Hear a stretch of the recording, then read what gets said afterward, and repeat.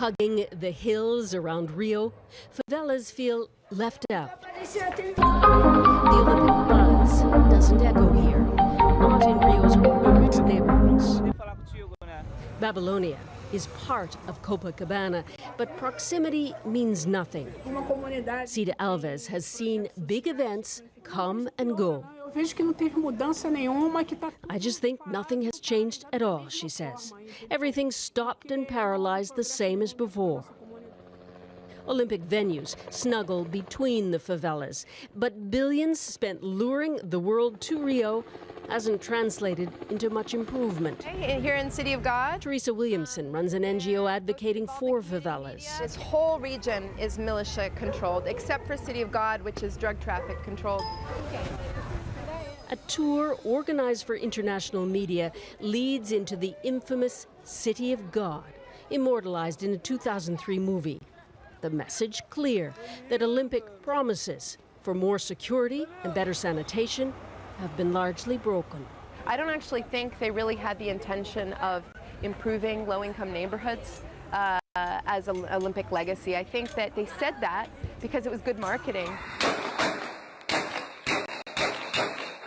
Shootings have risen dramatically this year, violence linked to Brazil's tattered economy. Organizers have tried to hide some favelas behind highway screens or move others. Kids scrabbling for a few spots in local sports programs weren't recruited as volunteers, and few will see the games firsthand. Missed opportunity, says Carlos Sicos, who founded her own online news channel. Some tickets were granted to us for a few test events, but only a few, so people feel isolated. One more time, we feel cast aside. On Olympic week, favela nights look much the same.